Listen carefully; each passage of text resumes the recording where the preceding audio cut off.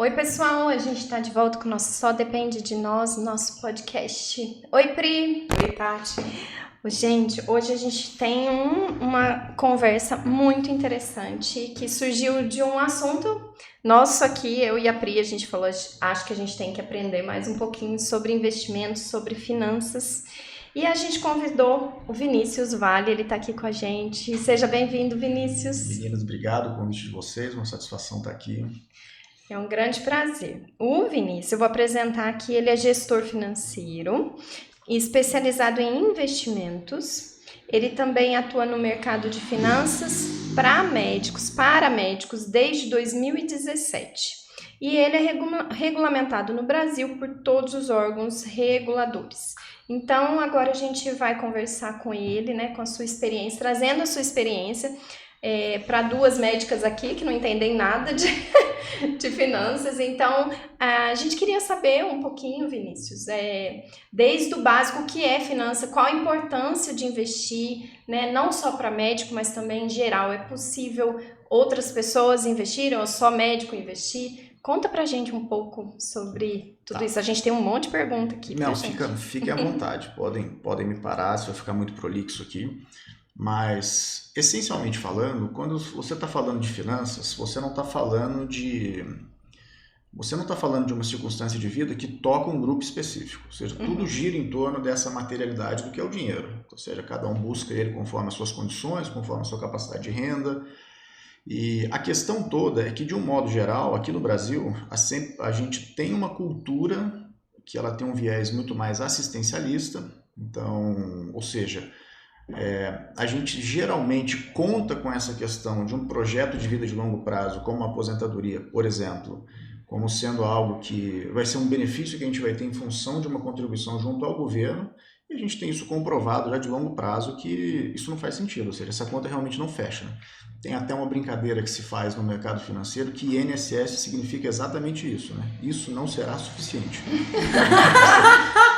Não vai pagar a sua conta. Então, e quando você modela o valor futuro daquilo que você está investindo no INSS hoje, a gente sempre tem resultados assim que demonstram que essa conta não fecha. Então, portanto, partindo desse princípio, se você está assumindo para si mesmo a responsabilidade pelo seu futuro, então isso é para todos, para todos. Lógico que a gente vai ter nuances. Qual que é o grande segredo da economia doméstica? Eu posso dar um curso de economia doméstica aqui para vocês em 3 horas ou em 30 segundos. Na verdade, eu faço um desafio. Eu dou um curso de economia doméstica aqui para vocês agora em 10 segundos. Qual que vocês preferem? Em 3 horas ou em 10 segundos? Em 10 segundos. Considerando que nosso tempo A gente não vai ter os 3 horas aqui. E a gente quer aprender. Então. E vai ser mais rápido que isso, hein? Economia doméstica é você gastar menos do que você ganha. Ponto. Então, esse é o princípio básico. Essencial. Começou por aí. Essencial. Se você não tem uma visão clara de que você precisa estar um passinho atrás daquilo que você pode fazer de fato com o seu dinheiro, dificilmente você vai ter condições de cuidar do seu velho você. Tá? Então, vamos considerar o seguinte, do público que eu atendo hoje, depois a gente pode fazer uma analogia com outras classes, tá? Com outros nichos. Mas eu atendo um público hoje que ele tem uma renda média que vai entre 35 e 45 mil reais. Não existe plano de previdência pública que cubra um padrão de vida desse, certo? Ou seja, hoje o teto do INSS, para quem recolhe ele, você está falando de uma renda média na aposentadoria em torno de 7 mil reais. Ou seja, para um profissional médico de alta renda que está ali ganhando seus 35, 40 mil reais, 7 mil reais é falência. Certo? Ou seja, imagina a realidade de vocês hoje. Se de repente tivesse que viver com 7 mil reais, é falência pessoal, né? A mesma coisa acontece quando você está falando com o pessoal que está em outras faixas etárias, em outras faixas de renda. Ou seja, se você não tem uma diligência em poder entender basicamente das suas finanças, que é tão simples quanto isso, tá? Você conseguir de fato mapear qual que é a sua estrutura de orçamento, com base nessa estrutura, as categorias das suas despesas, os seus objetivos, e aí a partir disso você faz de fato uma gestão para que você tenha sempre um superávit. Isso que a gente está buscando. Você começa pelo objetivo? Por exemplo, eu quero que sobre meu dinheiro para reformar a casa daqui 2 anos. Ou eu quero fazer uma viagem dos sonhos daqui 3 anos. Eu quero fazer a festa de 15 anos da minha filha. Eu tenho que ter um objetivo para isso?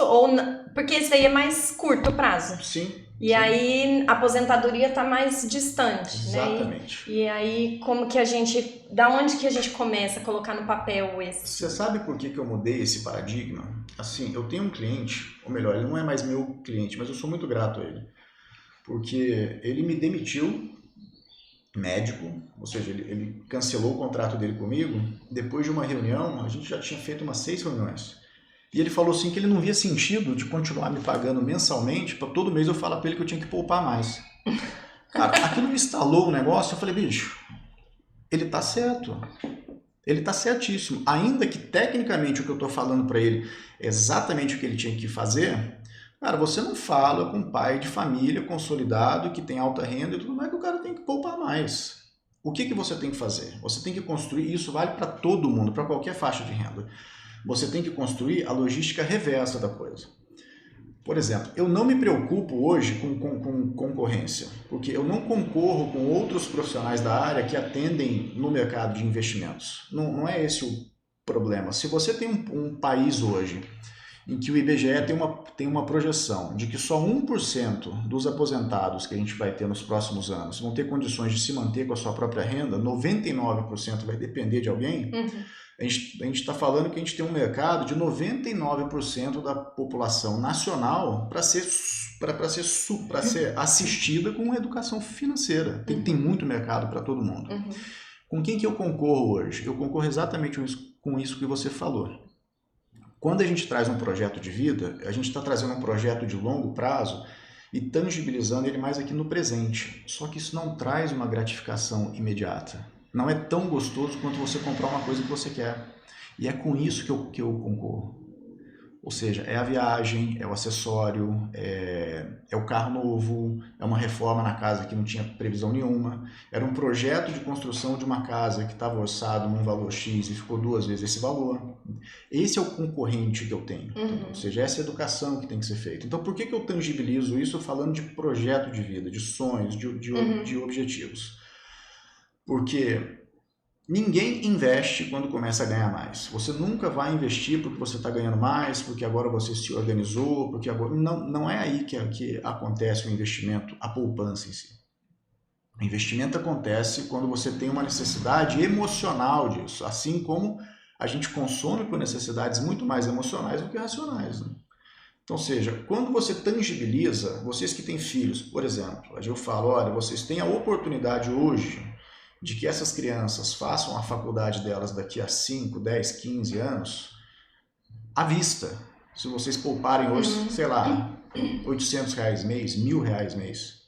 Entende? Então, seja, você tangibiliza um projeto futuro agora e aí você insere isso dentro do orçamento dessa pessoa, não como uma poupança aleatória que ela está fazendo e cortando ali na carne para poder não gastar com aquilo e ficar com aquele sentimento de frustração. Não. Você insere isso nesse orçamento como despesa. Tá. Você trata isso como despesa. Então, ou seja, é como se fosse mais um boleto que você pagasse. Só que o boleto que você vai pagar da faculdade do seu filho daqui a 15 anos, você está pagando agora. Tá?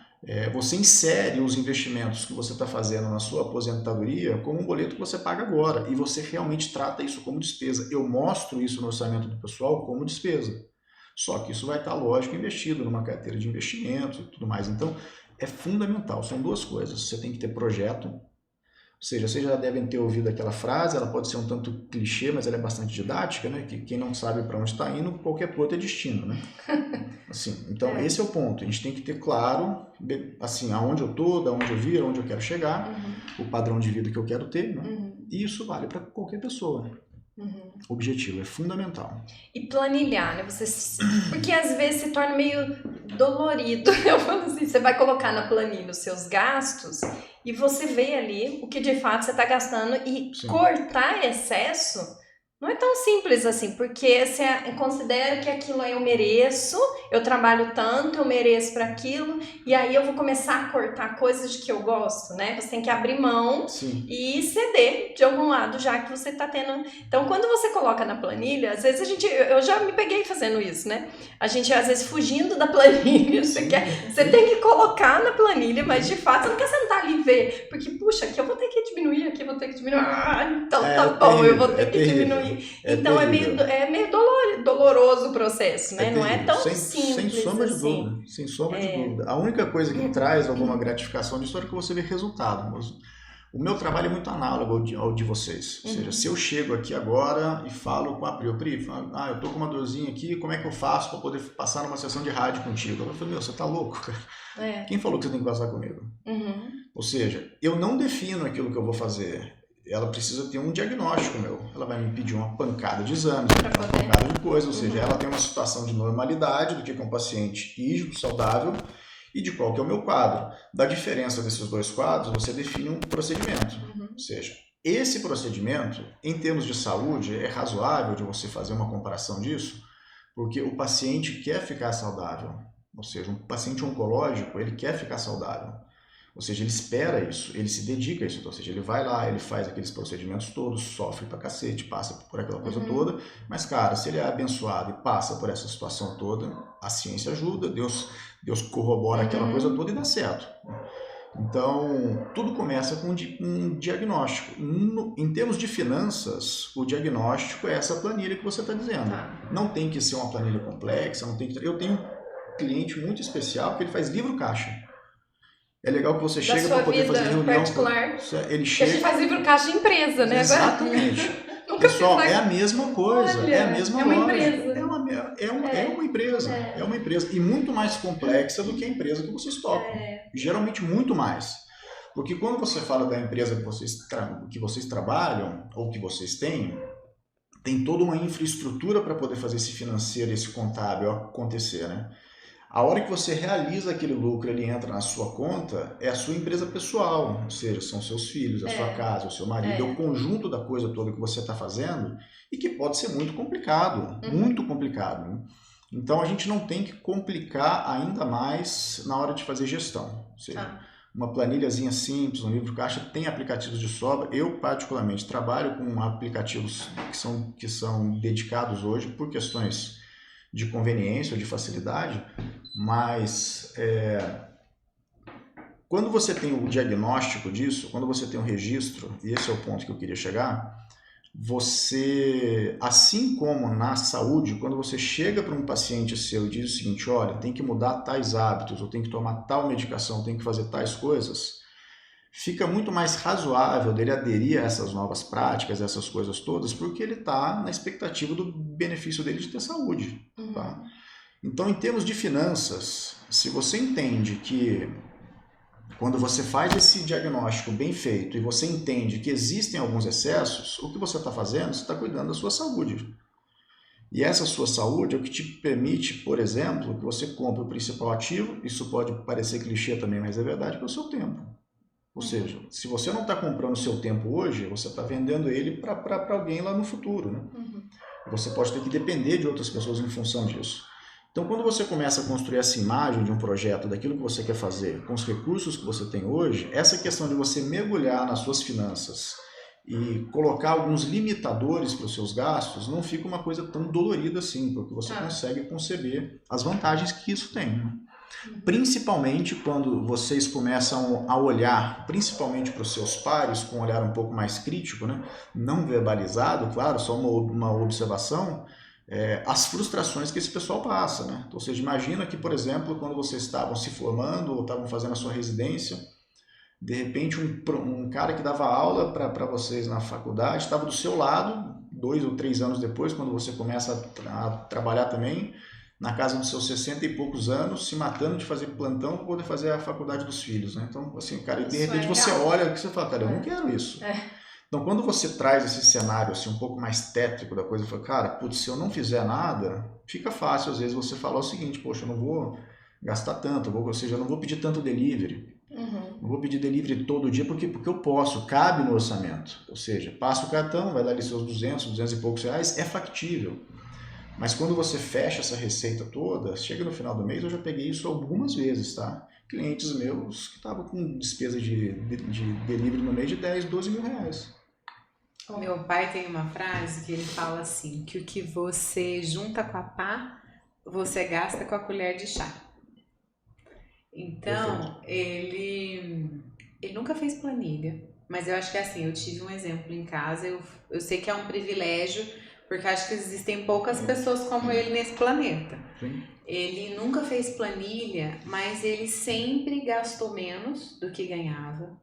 E assim, sei lá, ele começou a trabalhar com 18 anos. Pra vocês terem uma noção, minha mãe era professora de português, meu pai técnico em eletrônica, os dois assalariados, né? E a gente levava uma vida muito tranquila, mas ele sempre juntou. Então ele juntava, ele investia em imóveis, ele comprava casa. Então ele ia juntando, investia no imóvel, depois trocava. Essa foi a estratégia que ele criou. Justamente porque ele não era tanto, né, do investimento, Sim. Mas desse era tipo numa de outra época época. que Exatamente. todo mundo só comprava imóvel, né? Sim. Mas olha que interessante, ele começou a investir e aí quando eu entrei na faculdade, a faculdade era fora da nossa realidade, se fosse ver. E assim, eu fico pensando, ele poderia ter comprado um carro melhor, ele poderia ter reformado a casa, ele poderia ter feito tanta coisa, mas não, como ele tinha um pensamento a longo prazo, ele sabia que era importante isso de poupar, quando eu entrei na faculdade, foram as casas que ele tinha comprado que ajudaram a pagar. E aí ele ia vendendo, ajudava a pagar e tudo, a gente conseguiu manter ali, e é lógico, na hora, depois de 6 anos que eu me formei, ele ficou muito tranquilo. E aí, assim, como ele já estava acostumado a poupar, ele já tinha aquele ritmo, sobrava muito mais. Então, o salto que ele deu quando a gente saiu de casa foi absurdo, entendeu? E hoje ele tem uma vida super tranquila, tá tranquilo com as filhas também, porque ele deu condições pra gente de estudar, enfim. E eu aprendi muito isso com ele. Só que eu lembro de pequenas coisas, por exemplo, da gente ir no restaurante e aí ele falava assim, tipo, a gente queria pedir suco às vezes e ele não deixava, entendeu? Ele falava assim, não vai gastar com isso, vai pedir água. Água tem em casa. Pra que você tá pedindo água no restaurante? Porque era essa colherzinha de chá ali na cabeça dele. Então, assim, olha, a gente tem condição de ir, mas a gente tem tanto pra gastar. Por exemplo, a gente ia pra praia, eu lembro disso. A gente dava férias uma vez por ano. Essas férias eram...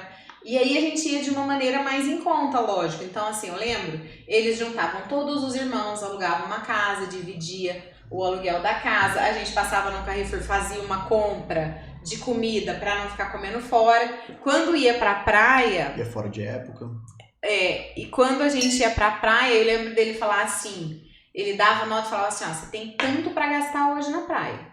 Então é isso que você tem.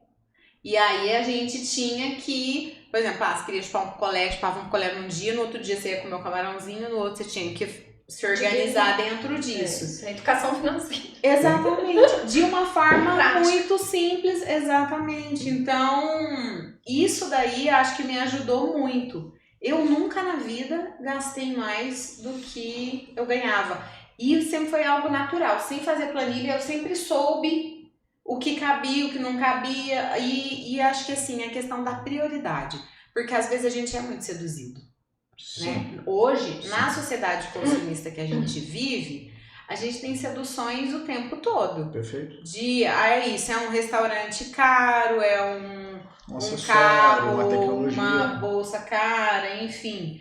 Então, eu acho que poupar, a dor do poupar tem a ver com isso, dos desejos que você precisa recusar naquele momento, né? Ou até de priorizar os seus desejos. Eu lembro, por exemplo, quando eu tava na residência, gente, a residência ganhava pouco e meu aluguel já era mais caro que a residência. Então eu dividia apartamento com uma pessoa, eu fazia plantão, eu tinha conta, eu tinha um...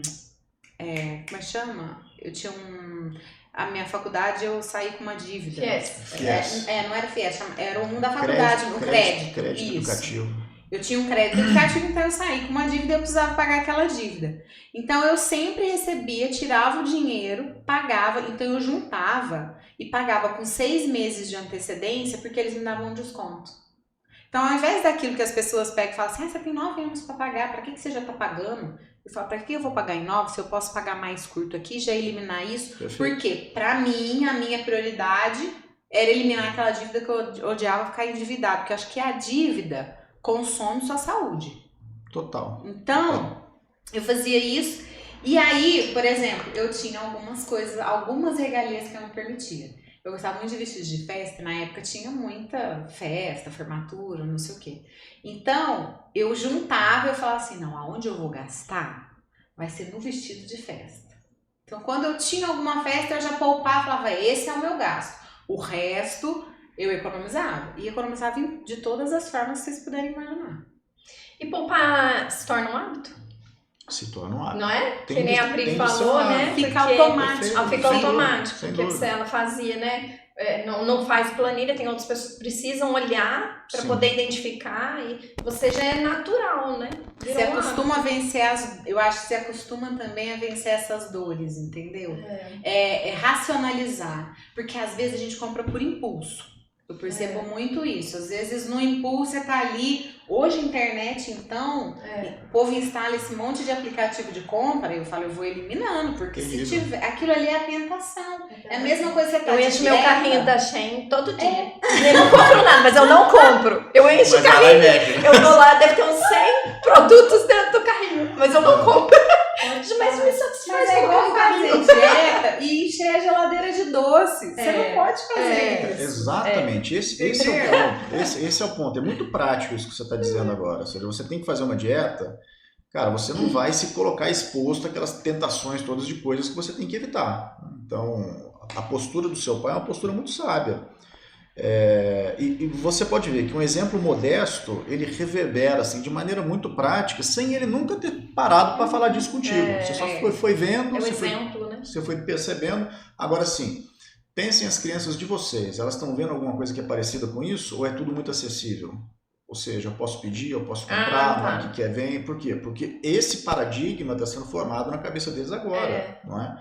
E assim, às vezes, aquelas pequenas frustrações que a gente teve durante a nossa fase de aprendizado, desse legado financeiro todo que seu pai te deu, por exemplo, a gente não quer fazer o mesmo do outro lado agora. Senão, gente, eu tive que me privar de tanta coisa com os meus filhos, eu não faço isso.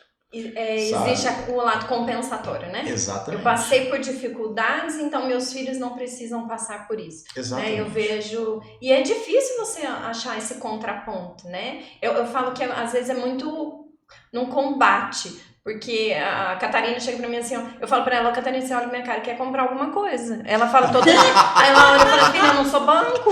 Aí, então assim, é muito no combate. Eu, filha, olha, a mamãe não vai, não tenho dinheiro agora, eu não posso. Exato. Só que é muito no combate, ó, eu não posso, chega de me pedir dinheiro.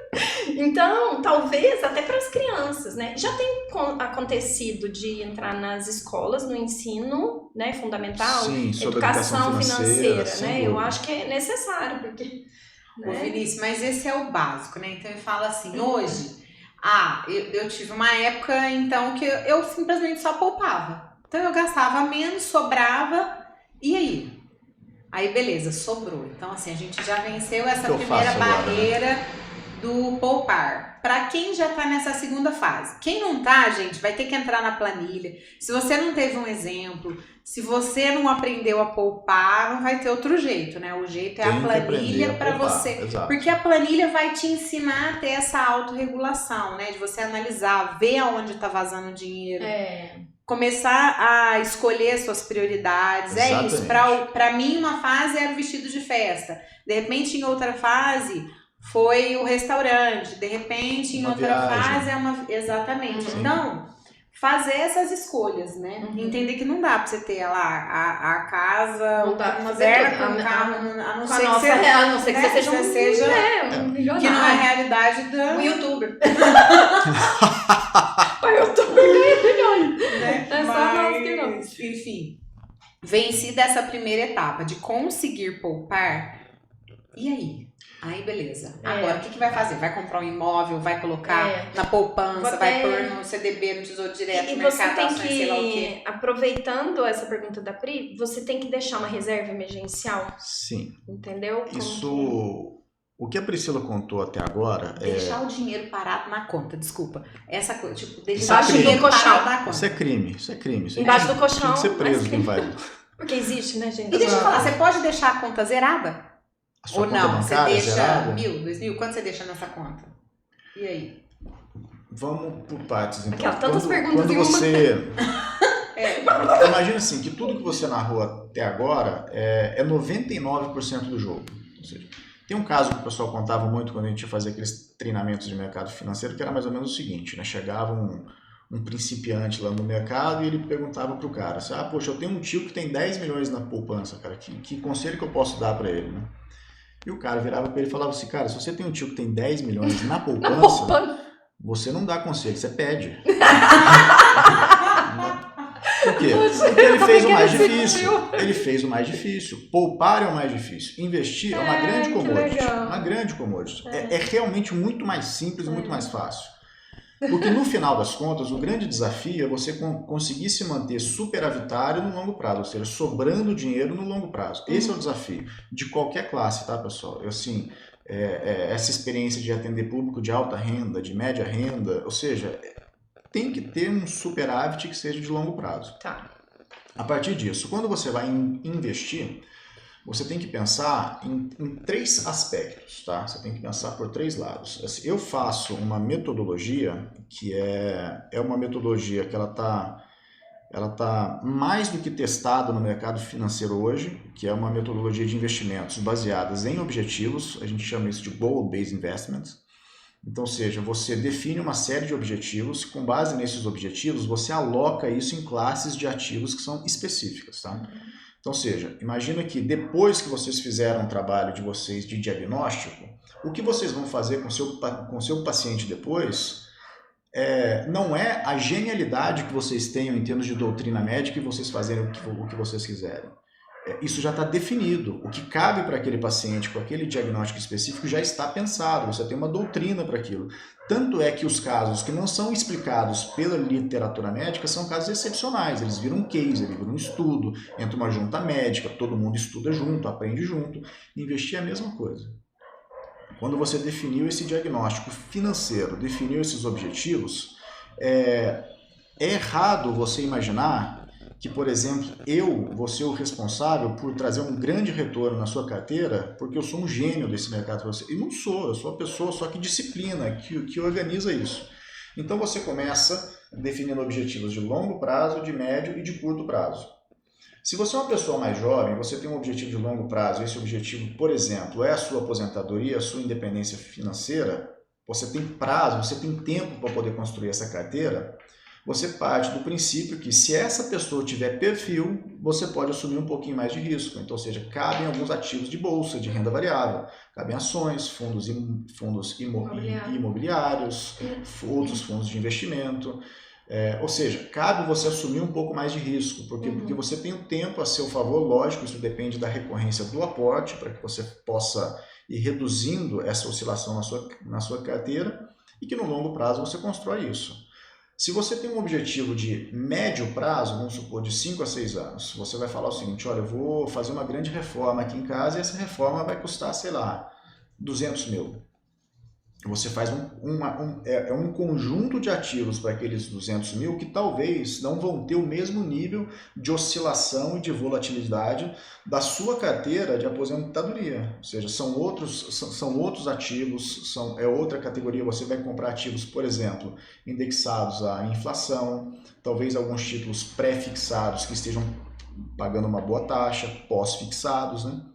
E você tem aqueles objetivos de curto prazo. Aqueles objetivos de curto prazo são aqueles que são necessidades ou imediatas ou até 1 ano, 2 anos. Né?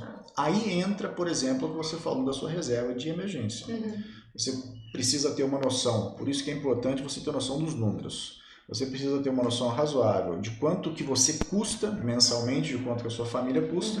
E com base nisso, você monta você faz um aprovisionamento que vai de 6 a 12 meses para que você, a qualquer momento, tenha acesso a esse dinheiro. Então, por exemplo, deu alguma intercorrência com o carro. Por exemplo, aqui em Pouso Alegre que está chovendo muito agora, putz, cara, deu uma infiltração mais forte lá em casa.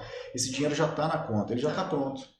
Ele já está pronto, entendeu? Essa é a sua reserva. Uma doença, né? Uma doença, exato. Quebrou o pé, sei lá. A gente que é autônomo, exatamente. Você trabalha, você ganha se você trabalha. Exatamente. Se você ficar parado, você não ganha nada, né? Então, e esses ativos de reserva de emergência, que são de curto prazo, eles são ativos que não têm volatilidade nenhuma. Eles vão replicar um determinado índice, por exemplo, a Selic. Ou seja, então o que der de taxa de juros no país, você vai ser remunerado a essa taxa de juros, mas é um ativo que se você resgata ele a qualquer tempo. Ou seja, você consegue ter acesso a esse dinheiro para poder fazer as suas coisas, né? E só um adendo, tá, Tati? Isso daí é um outro assunto que a gente pode fazer uma outra conversa inteira só a respeito disso. O profissional liberal autônomo não pode prescindir de ter alguns instrumentos de proteção financeira. Tem que ter seguro de vida, tem que ter seguro contra doenças graves, doenças por invalidez temporária ou permanente, tudo que comprometa a sua renda. Porque a gente está falando de pessoas, eu vou contar uma história para vocês aqui, para que vocês tenham um panorama dos seus pares. Tá? Eu atendi de 2017 para cá mais de 300 médicos. Todos os médicos, de todos que chegaram na minha base, que tinham algum patrimônio, que já eram milionários, até multimilionários, só dois eram por herança. Só 2. Todo mundo que fez algum patrimônio ao longo desse período, fez por quê? Fez porque poupou, porque guardou, porque foi juntando, porque montou carteira de investimentos. Então, ou seja, você ter uma herança generosa é excepcional. Não é comum que isso ocorra. Então, ou seja, você precisa assumir essa responsabilidade daquilo que você está fazendo. E nesse sentido, o primeiro ativo que você tem que proteger é você enquanto fonte de geração de renda. Ou seja, igual você estava dizendo, ou seja, para quem é autônomo, cara, se o médico ele tem uma alta renda, mas ele não trabalha no mês que vem, é renda nenhuma. Renda nenhuma. Então, ou seja, a gente não pode estar exposto a esse tipo de coisa. Eu sou autônomo também. Então, ou seja, eu tenho que ter esse tipo de coisa também. Até para tirar férias, eu falo assim, se você pensa, você fala assim, nossa, eu vou tirar férias de quantos dias? Porque só, se eu no meu mês eu tô programado para trabalhar. É foda, né? Não é? É muito difícil, é verdade. E aí eu deixo de ganhar, né? Então, assim, as suas férias não é a mesma do que um funcionário. Não pode. Eu tô falando assim, não é, porque senão você fica pensando nisso, porque vai chegar o boleto, você vai continuar pagando e aí você deixa de ganhar. Sem dúvida. Então é uma realidade. E a gente estava falando até antes de começar, acho que a gente poderia tocar nesse assunto, por exemplo, o médico que ele ganhava mais e agora ele ganha menos, sabe aquela ideia de você gasta fazendo a mesma coisa, mas gastando mais hoje, né? Então, eu queria que você trouxesse um pouco do que você falou pra gente da inflação. Se você pega todos os relatórios de demografia médica que saíram nos últimos anos, tá? Da AFIA, da Research Center, da USP, né? Você vê alguns dados assim que são muito interessantes, tá? Então, ou seja, só, por exemplo, 10% dos médicos no país tem uma reserva para poder se manter durante 1 ou 2 anos. Tá? Quase 50% dos médicos no país não tem dinheiro suficiente para se manter por 2 ou 3 meses, caso não tenha renda. Tá? A capacidade de poupança do médico recém-formado, nos primeiros 5 anos, ela fica em torno até de 50% da sua receita. Ao longo da carreira, essa curva cai, sendo que quanto maior a renda, menos ele poupa. Ou seja, numa relação que é de quase 8:1. Ou seja, ele começa poupando, por exemplo, 40%, 50% no começo dessa carreira dele e termina não poupando nada, não tem mais nada. E ele não poupa por quê? Ele gasta muito? Eu acho que o principal viés disso, eu tenho refletido muito a respeito desse tipo de coisa, porque eu estava narrando contigo agora há pouco, né? De 2020 para cá, eu tinha clientes que eram muito poupadores, que começaram a poupar menos, clientes que eram poupadores esporádicos e que pararam de poupar, e clientes que não poupavam, mas tinham uma carteira e começaram a resgatar. Quais são os eventos que estão por trás disso? Fazendo essa anamnese, a gente fazendo essa leitura toda, tem algumas coisas que me chamam a atenção, ou seja, a primeira delas é que o mercado de saúde, de um modo geral, ele está passando por algumas mudanças que são muito contundentes, né? Ou seja, então quando você tem esses grandes operadores de saúde fazendo algumas movimentações de mercado que são muito pesadas, essas movimentações geralmente não são para poder aumentar a renda do médico.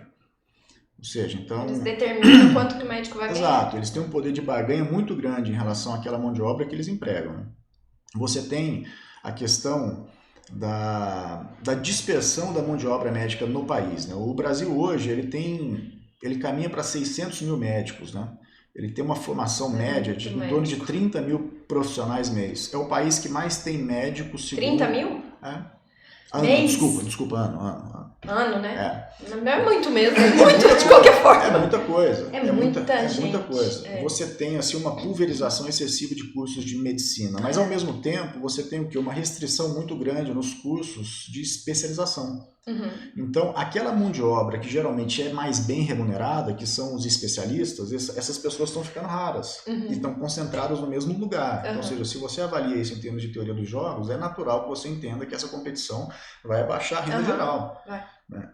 Então, quando você pega além disso, você tem a precarização da infraestrutura de ensino aqui no país, você tem essa questão das políticas de governo que dão esse acesso a profissionais de outro país ao nosso mercado, à nossa economia, entende? Então, ou seja, o médico, ele, de um modo geral, ele é muito reativo. Então, quando você avalia as coisas em termos de dados econômicos, e você começa a pensar que existe uma mudança macro que está acontecendo em termos assim, do mercado de medicina. Existe uma segunda camada disso, que é quando você analisa um dado econômico como o IPCA, que é o que mede a nossa inflação, uma coisa é esse dado enquanto dado econômico, ou seja, de como o governo conversa com o mercado financeiro e vice-versa, mas outra coisa completamente diferente é a nossa percepção pessoal desse custo de vida. É completamente diferente. Então, ou seja, a nossa inflação nos últimos 12 meses ela está acumulada em 4,5% mais ou menos. Eu duvido que qualquer um de vocês aqui afirme que o seu custo de vida aumentou só 5% no último ano. Então, ou seja, a inflação pessoal é muito maior. Um exemplo simples. Por exemplo, você vai comprar azeite. O azeite era 15, de repente ele estava 20, de repente ele virou 38, então... 60. Então, assim, aí você vai piorando a qualidade do azeite, você vai começando a comprar um azeite. Volta no óleo. Volta no óleo pra comer. Então, assim, ele não subiu só 4%. E assim, isso vale pro azeite, pro pão, pro... Exato. Aquele queijo que você comprar, enfim. A única coisa que tá barata ainda é vinho se você for comprar na Argentina. Né? Então, você não vai fazer mas fora isso. Então, seja... E além do, eu falo assim, o médico, ele, qualquer prestação de serviço, por exemplo, um pintor, um eletricista, de verdade, para médico é 3 vezes maior o valor. Quando é só eu faço assim, um orçamento, gente, olha, eu falo minha sogra, sogra, liga aí e pergunta quanto que é para você. Aí é X. Se fala que é para um médico, é 3 vezes X. Então, assim, eles acham, você ganha mais que eu, então eu vou te cobrar, porque existe aquela coisa de que o médico é milionário, né? E realmente essa realidade mudou completamente. Mas a prestação de serviço hoje, pra gente, eu não sei se você vivencia isso, mas comigo acontece demais. Então, a gente não pode aparecer, você tem que pedir para alguém fazer um orçamento de uma prestação de serviço, porque ela é 3, 4 vezes maior. Assim, tem algumas nuances aí que realmente assim, é uma questão de mercado, né? Assim, o cara sabe mais ou menos a sua renda, sabe que você tem um padrão um pouco mais alto de vida, ele precifica. O negócio é que se ele forçar a barra demais, ele não faz negócio, entendeu? Então, qual que é o grande desafio do orçamento médico? Disso tudo que eu estou dizendo. Você tem esse cenário macro, você tem essa questão de inflação pessoal. E não tem também, Vinícius, a questão da capacidade física? Porque é isso, a hora que você está recém-formado, você vai dar mais plantão, você vai trabalhar mais. Depois você vai casar, você vai ter filho, você vai ter outras... atividades ali que vão, né, você não vai conseguir se dedicar exclusivamente, e a própria idade, porque um médico de 50 anos não vai trabalhar o mesmo que um de 25 e um de 70 Sim. Né? E a gente não aguenta. E foi E a que gente você às vezes trouxe. não pensa nisso. Às vezes a gente vê colegas dando plantão com 60 anos, porque o filho tem 2 filhos na faculdade e Sim, ele precisa pagar. Exato. Então, assim, eu fico pensando, se eu não tô aguentando dar plantão ali noturno e o coitado de 60 tá ali, ó, ralando. Eu Então, atendo isso alguns. realmente... É tão real isso que vocês estão falando que assim, eu tenho hoje a oportunidade de atender desde o residente até aquele médico que já tem mais de 70 anos, que está consolidado, que tem a clínica dele, já está fazendo a sucessão do patrimônio, né? Uhum. Então, assim, eu tenho um panorama hoje exatamente de todos os erros e acertos de cada um desses nas suas faixas etárias, entendeu? E quando você vê, por exemplo, um cara que estava fazendo uma residência, que vivia essa vida mais minguada que você estava dizendo agora, puxa, dividir as coisas e tal, não sei o quê, quando vê, ele começa a poder dar os plantões dele, começa a ver dinheiro e tal, e a renda dele sai de 2,5, 3 para 25. Cara, ele quer se vingar de tudo. Ele quer se vingar de tudo que ele não consumiu antes, entendeu? Quer gastar, ele faz boas viagens. E aí quer comprar começa o carro. lance. Por quê? Porque os primeiros 5 anos pós-medicina, eu tenho uma conclusão clara. Define 90% do médico que você vai ser nos seus 60 anos. Exato. Por quê? Porque naqueles primeiros 5 anos acontece exatamente o que a Pri está dizendo. Ou seja, às vezes você é solteiro ou solteira, você tem uma capacidade de poupança absurda, que é o que eu vejo na minha base hoje com os residentes que eu atendo, e eu faço exatamente esse alerta. Eu falo assim, olha, você até então você não ganhava nada ou muito pouco, dependia dos pais, você se achava um peso, agora você está ganhando ali os seus 20, 25, trabalha pra cacete para poder ganhar. Eu sei disso. Aí eu falo que eu falo assim, olha, hoje você consegue poupar em média 50% daquilo que você ganha. Poderia ser até mais. Mas você daqui a pouco vai conhecer alguém, você vai se casar, você vai constituir família e você vai ver o seu custo de vida aumentar exponencialmente, a sua renda não. Tá?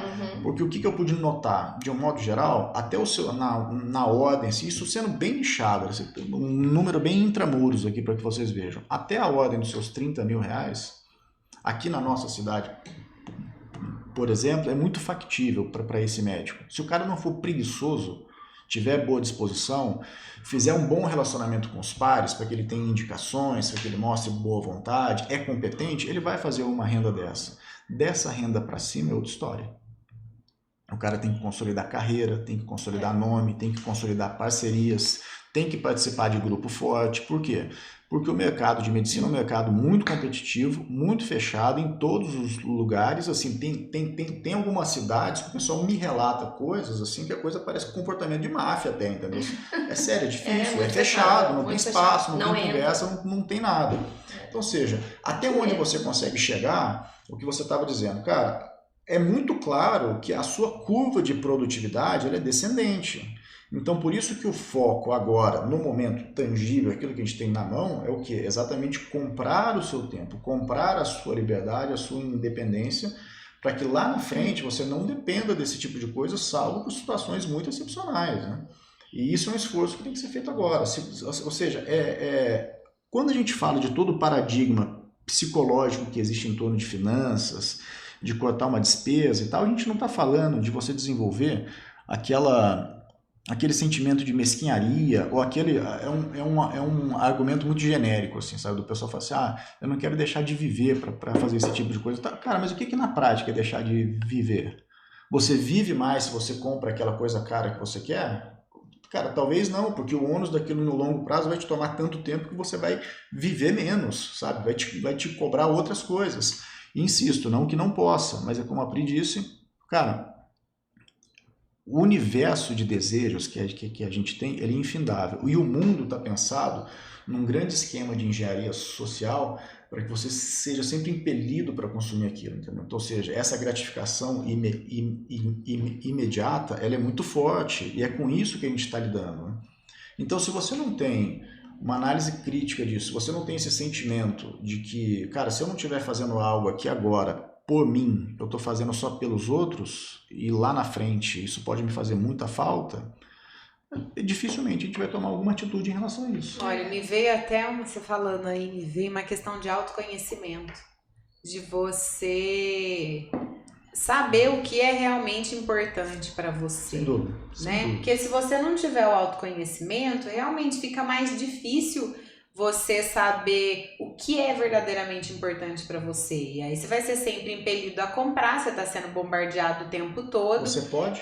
Exatamente. Ou então vai pro outro extremo, então agora eu tenho que poupar tudo. E na verdade é o meio do caminho, né? É o que você pode abrir mão e o que é realmente importante para você e vai te fazer feliz. Perfeito. Eu vejo o pessoal falando assim, agora vamos aproveitar a vida, porque a vida é curta, eu vou morrer, a gente não sabe quando vai morrer, então deixa eu aproveitar. Eu ouço muito isso, e aí as pessoas falam assim, não, eu vou viajar agora, vou guardar pra quê? Se eu vou morrer, vou levar pro caixão. Então, e aí caixão não tem gaveta. Não é caixão, não tem gaveta, eu ouço muito isso, né? E aí vai pro extrapolar, né?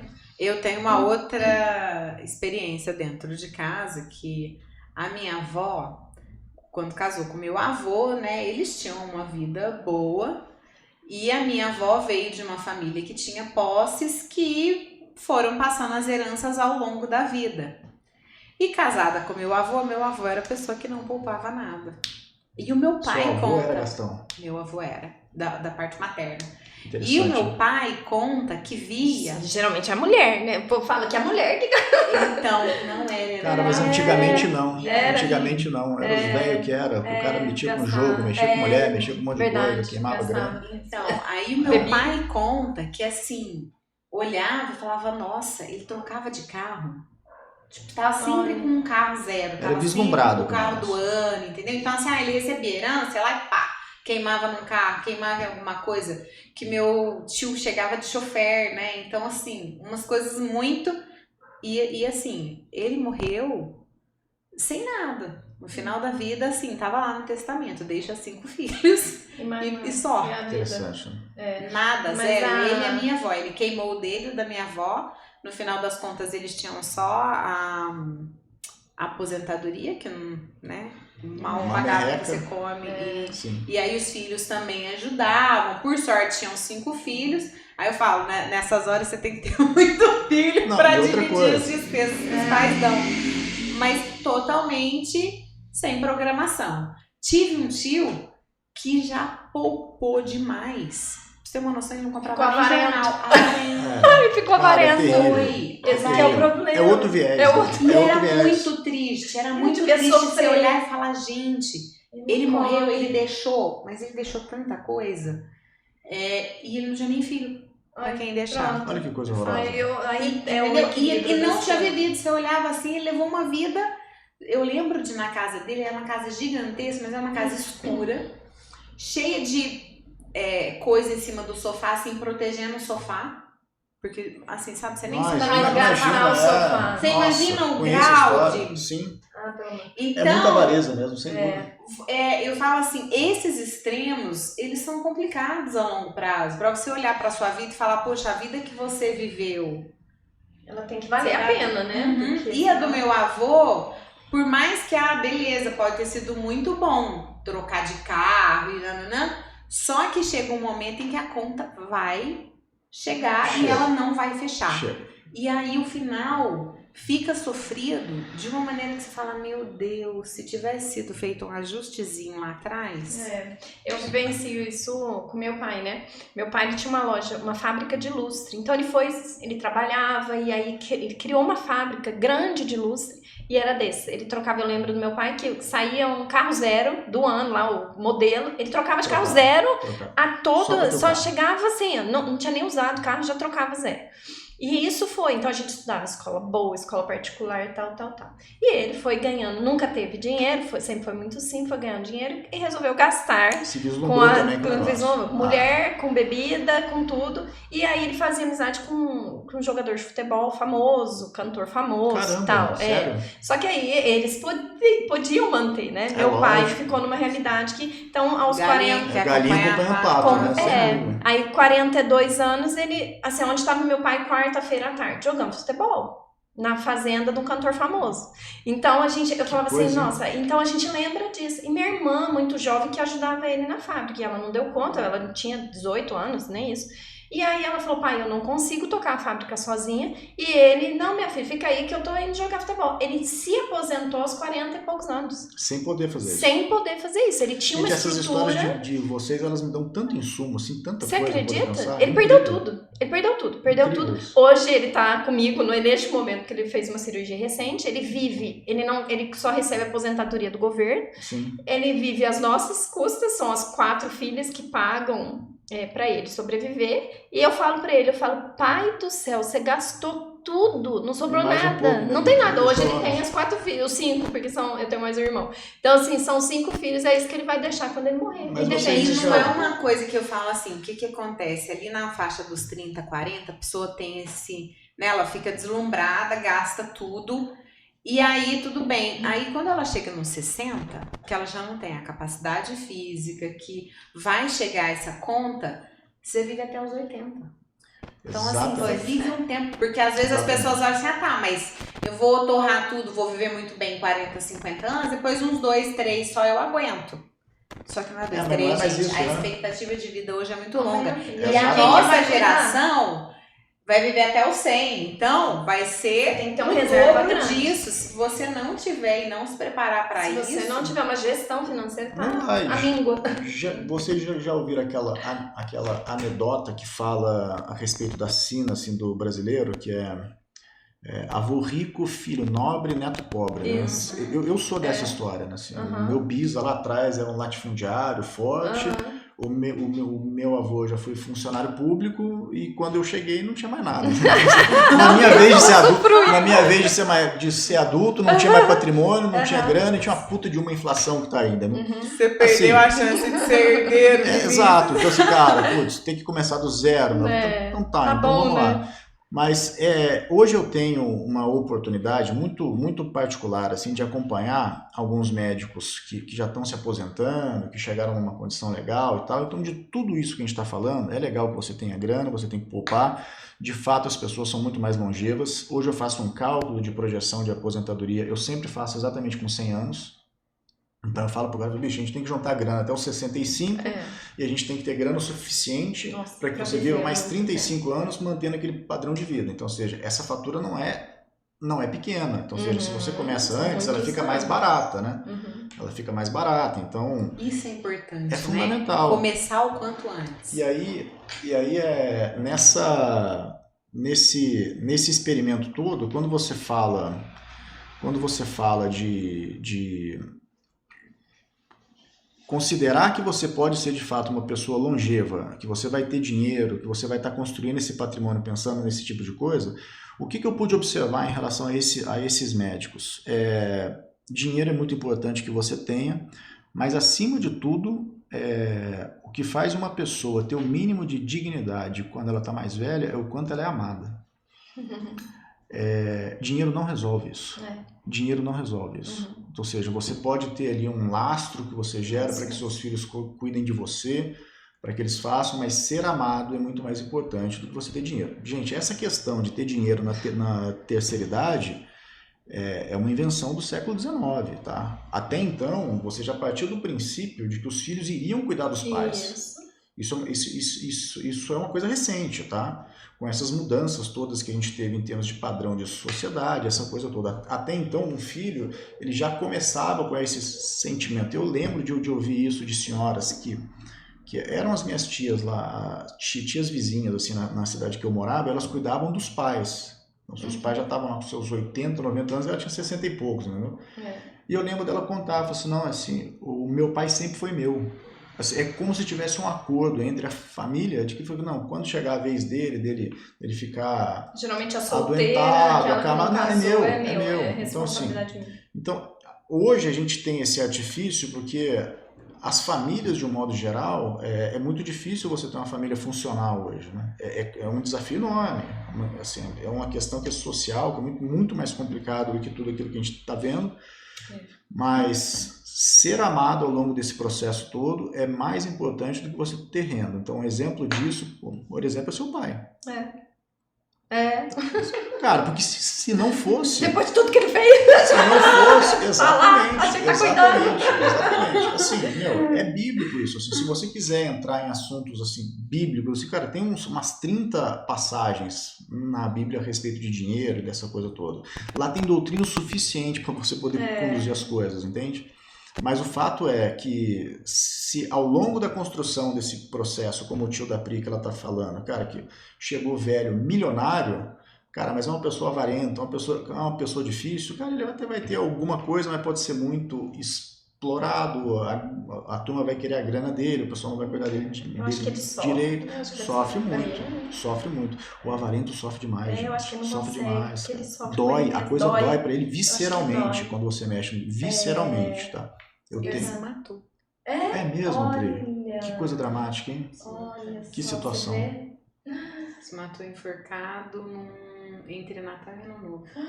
Você Que vê dramático que ainda, hein? Dinheiro Não vai. não faz diferença. não vai. Né? Às vezes o Por vazio. isso que eu falo sobre o equilíbrio, né? Então, mas você sabe que assim, eu acho que essa questão da avareza tem a ver, às vezes a pessoa é avarenta com ela mesma, né? Porque ele era uma pessoa legal, uma pessoa inteligente, culta, boa de conversa, sabe? Mas fechado, né? Pro mundo, assim, pros relacionamentos. Então, são coisas que você estava falando disso, eu acho que esse equilíbrio, né? Essas mudanças, por exemplo, antigamente você tinha mais filhos. Hoje, uma das preocupações é isso. Quando eu poupo inclusive pensando na minha filha, porque eu falo, ela é uma só. E vão ser dois, né? Porque sou eu e meu marido. Se nós dois vivermos muito, imagina uma só para cuidar de dois, e ainda se ela tiver a família dela, se ela escolher ter filhos, enfim. Então, às vezes, e acho que isso é amor também, é você usar o amor a favor das finanças, né? Então, peraí, deixa eu ver qual que é uma maneira de todos nós vivermos bem, vivermos com tranquilidade, né? Porque o perrengue faz parte, mas a gente não precisa buscar o perrengue, né? Exato. Sabe o que eu vejo? Assim, o pessoal não tem grandes ambições. Tá? Mesmo com o público que eu lido, cara, a galera não quer ficar multimilionário, fazer isso. Não, cara, o pessoal tem objetivos de vida assim que são muito modestos, né? E são muito honestos. Quer ter uma casa boa, quer ter um bom carro, quer não ter restrições em relação a algumas compras que podem ser feitas, quer poder fazer uma viagem, quer ter uma aposentadoria digna. E isso é muito factível, isso é muito razoável. Principalmente quando você considera, eu vou te dar mais um dado, que é mais ou menos o seguinte. Existe uma modelagem de finanças, estatística, que diz que oscilações na ordem de até 20% da sua renda não alteram necessariamente o seu padrão de vida. Então, o que eu estou querendo dizer com isso? Se você é um médico de alta renda, você ganha lá seus 30, 35 mil reais. Se você gastar 20% a mais daquilo que você ganha, você quebra, porque você está tendo mais despesa do que receita. Se você gastar 20% a menos, você vai, vamos supor, para 30 mil, você vai estar com um superávit de 6 mil reais, vai estar sobrando 6 mil reais. O que você faz com 30 mil reais, gastando 20% a mais ou 20% a menos, implica em mudanças muito sensíveis no seu padrão de vida. Você não vai necessariamente consumir outras coisas, experimentar outras coisas, ter outros carros, sabe? O seu padrão de vida não muda tanto.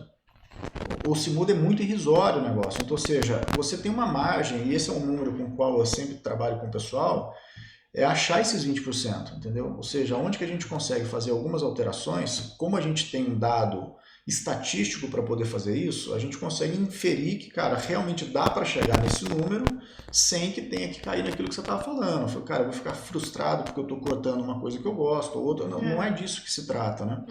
Então, e esse número, no longo prazo, 20% de uma renda que você poupa, ainda que seja numa janela ali de mais curta, vamos considerar, imagina que eu comecei a atender esse médico com 50 anos. Cara, se ele poupa 20% da renda dele até os 65, dificilmente ele não vai se aposentar muito bem. Dificilmente, sabe? Principalmente se ele tiver essas proteções todas que a gente falou, para caso aconteça alguma eventualidade e tudo mais. Então, ou seja, tem caminho. em meio, né? Então, tudo Sabe envolve. o que eu falo? Eu morro de vontade de ser milionária, eu queria ser. Sabe? Nossa, zeros a perder na conta. Desde que não custasse a minha vida. Entendeu? Se for custar a minha vida, se for custar o meu tempo, não tem zero que valha. Meu Deus. Mas Entendeu? Então, assim, não, aí e você chega na. Aí eu chego na conclusão de. Então vamos ficar com a muito honesto realidade isso, que a gente porque no final das contas é o seguinte, cada escolha é uma renúncia, né? Ou seja, se você não quer pagar o preço de ter, sei lá, 7, 8 zeros na sua conta, porque isso realmente tem um preço, principalmente se você não vende uma herança gorda, alguma coisa nesse sentido, cara, você tem que ter fibra para poder fazer um negócio desse. E assim, eu estava vendo um americano que eu acompanho, que é o Morgan Housel, um dos principais especialistas em finanças pessoais do mundo, e ele fala uma coisa muito legal. Ele conta a história do cara do Snapchat e conta a história do Zuckerberg. Então ele fala, cara, o cara que vendeu o Snapchat lá atrás, ele deve ter posto no bolso ali mais ou menos alguns milhões de dólares. Ele não sabe quanto, sei lá, 20, 30 milhões e tal.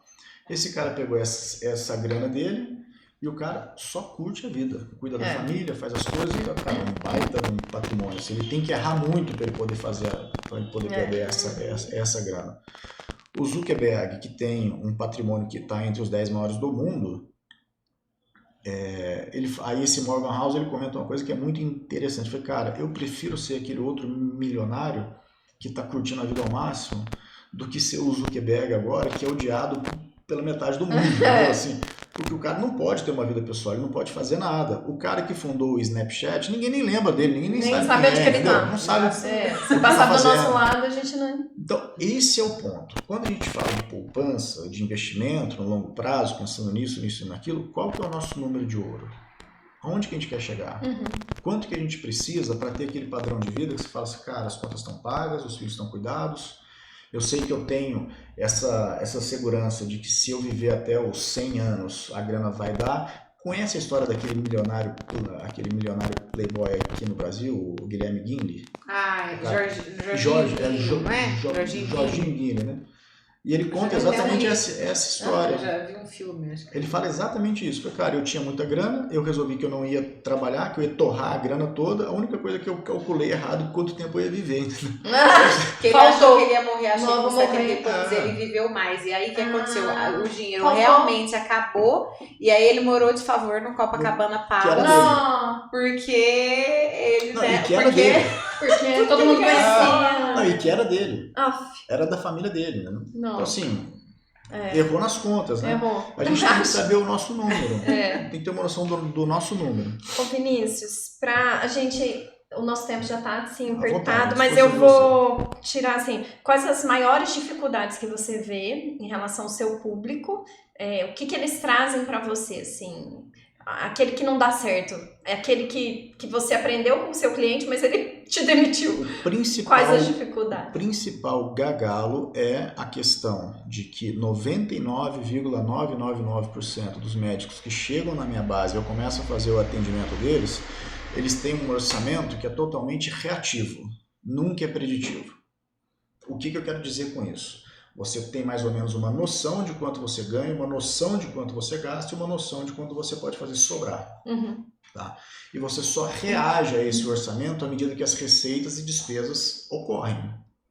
Quando você trabalha de maneira preditiva, você assume o controle disso e você define o que você precisa de fato fazer de renda, se você trabalha mais ou menos, o que você precisa de fato ter de despesa para cada categoria, para cada orçamento que você tem em casa. E você define também qual que é o orçamento para esses seus investimentos, que a gente está falando agora, que dentro da prática que eu faço, a gente insere isso como despesa, ou seja, ele vai ter que pagar, ele vai ter que se pagar aquilo, entendeu? Então, essa diferença entre orçamento que você reage a ele e orçamento que você prevê, eu acho que define 99% da possibilidade de sucesso financeiro que essa pessoa tem. Eu acho que é a maior dificuldade. E curiosamente falando, é um exercício muito simples para se corrigir esse tipo de coisa. Muito simples. Então, quando você começa a ter algumas práticas que podem ser essa, por exemplo, de gestão de orçamento, que a gente estava dizendo, um livro caixa, uma planilha, um aplicativo, qualquer que seja, e você começa a trabalhar de maneira preditiva com as suas contas, ou seja, você inverte esse panorama não é mais talvez quanto eu vou gastar. Não, eu vou gastar isso. E quando está chegando naquela régua, você nunca é pego de surpresa naquela coisa toda. Esse é o grande desafio. Porque o orçamento preditivo, ele tem o potencial de reduzir uma série de vieses de consumo que a gente estava dizendo aqui agora, quando não até mesmo inibir alguns assim que não são positivos, entendeu?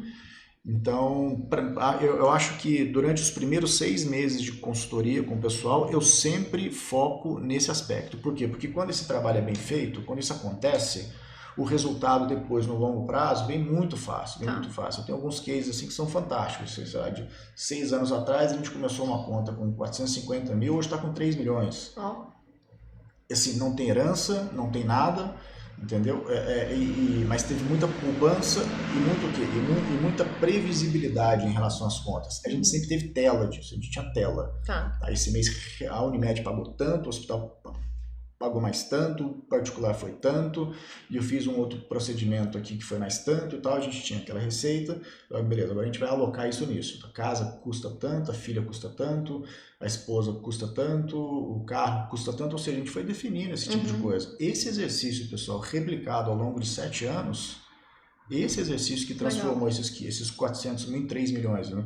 Não foi a minha genialidade em termos de mercado financeiro para buscar altos retornos. Não, eu fiz o básico, porque depois, como a gente estava dizendo antes, depois que você tem um diagnóstico assentado, bem feito, o que você vai ter que fazer depois já está pensado, já está previsto. Você tem uma liberdade assim poética para poder adaptar as coisas que é muito pequena, sabe? Tem que ter perfil e objetivo, e objetivo. Esse é essencial. E minha outra pergunta é, gastar no cartão, é possível dividir conta? Porque tem a ideia, eu vou dividir, isso eu faço, é para guardar ponto para eu viajar. Claro, juntar ponto, eu já viajei com ponto do cartão de milhas. É possível gastar, porque a gente vê lá fora, né, nos Estados Unidos, não divide. Né? Eles guardam dinheiro. Um dia eu fui fazer um curso na Europa, falei assim, dá pra dividir? A moça não entendia nem o que eu tava querendo dizer com aquilo. Eu falei, nossa, não divide lá, tem que ter o dinheiro. É igual quando você vai falar com o americano de cheque especial. Tipo, não sabe nem o que é isso. E aqui a gente a gente divide no cartão. Isso é possível dividir no cartão? É uma boa dividir no cartão? Como funciona? Tem duas nuances. Porque às vezes você gasta mais do que você tem. Né? São duas nuances aí que são muito importantes, é exatamente isso que você está dizendo. Essa questão do plano de milhas, de você acumular pontos e tal, ela vem, na verdade, é a réplica digital daquele programa de cupons que havia lá, sabe, assim, na década de 80, na década de 70 e tudo mais. Isso tudo tem como prática que você fomente mais o consumo. Que a pessoa... Você lembra que o pessoal cortava aquelas revistas, acumulava aquele cupom, que trocava em alguma coisa? Então, ou seja, isso é o quê? Isso é fidelização de uma carteira, você quer ter o que a gente chama de lifetime value com aquele cliente, ou seja, você quer ele consumir mais tempo contigo. Então, você entrega alguns benefícios, entre aspas, que você mostra aquilo como desconto, mas aquele cupomzinho de desconto só é válido na sua loja, então é mais consumo, né? Então, ou seja, a infraestrutura de pontos e milhas, ela é o análogo digital disso, entendeu? Ou seja, a gente tem mas só que ela traz de fato algum benefício se você tem gestão. Quando que é oportuno você fazer uma divisão de qualquer compra que você faz?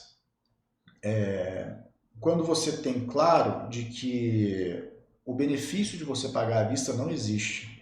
Se você pagar à vista não tem desconto e aquela pessoa está assumindo o ônus, quem está vendendo assume o ônus de ter esse dinheiro parcelado no prazo para não ter que te dar o desconto à vista, ou seja, é pior para ele, porque se ele não está te cobrando nada nessa parcela, lógico, tem aquela questão toda de juros embutido e essas questões de precificação que o varejo faz, né? Principalmente quando chega em época de Black Friday, a tal da metade do dobro. Metade do dobro. Então, assim, mas em condições normais, você vai fazer uma compra, essa compra te custa R$1.000.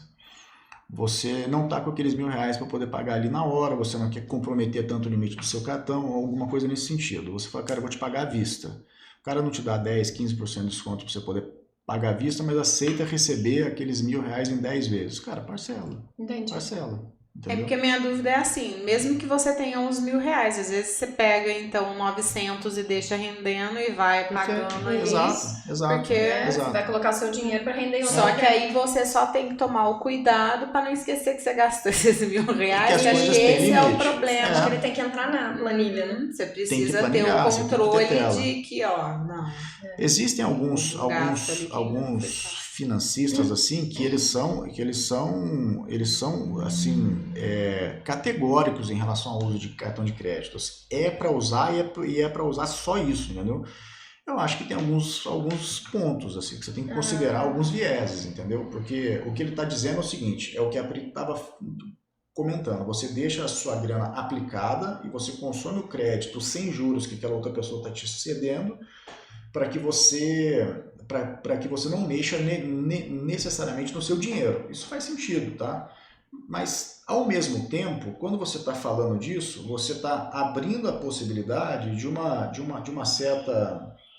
liberdade excessiva em relação ao consumo, que você não tem tanta diligência em cuidar daquele consumo quanto você teria nos seus investimentos, entendeu? Então, ou seja, é uma pegadinha meio que do malandro, entende? É perigoso, né? Exato. Não é para qualquer um e...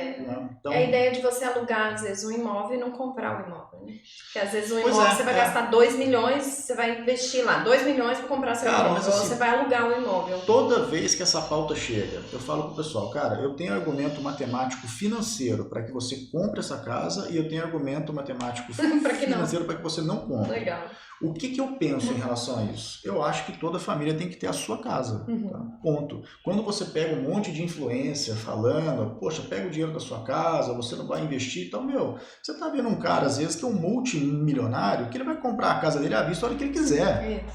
Então, aí você pega um cara que é um bilionário, que nem o Flávio Augusto, o cara da Wizard. Quando ele foi fazer a casa dele, ele financiou a casa. Aí, cara, você vai chegar e falar que ele tá errado? Assim, ele financiou a casa dele, porque ele falou, cara, eu tenho o meu dinheiro que me rende um valor X, vou eu pagar. tenho essa taxa aqui da Caixa, que é 9 ponto e pouco, cara, eu não vou mexer no meu, entendeu? E ele tem uma casa própria. Não é? Então, você pensa, mas você faz um financiamento, você tem uma dívida. Eu falei, cara, você fica alugado, você tem uma série de inconvenientes também, entendeu? O cara pode pedir a casa, cara, você não tem liberdade para poder fazer nada na casa, tem uma série de coisas, entendeu? Então, eu acho que esse assunto, apesar das divergências do ponto de vista financeiro que se possa ter, existe uma questão seguinte, o dia que a Patrícia chegar para mim, botar a faca no meu pescoço e falar que quer a casa dela, eu vou fazer a casa. É simples assim. Mate, você já ouviu isso? Tá ouvindo isso? Não, é fato. Legal. Bom, gente, nossa, eu teria, assim, muitas dúvidas, porque eu acho que é um tema que a gente não tem muito com quem conversar, né? Porque são poucas pessoas que entendem disso. Então, a gente quer ficar aqui, mas aí não dá. Mas também, né, Pri? A gente E acho que, assim, a questão Você de pode voltar mais vezes. É um aprendizado, é um caminho longo.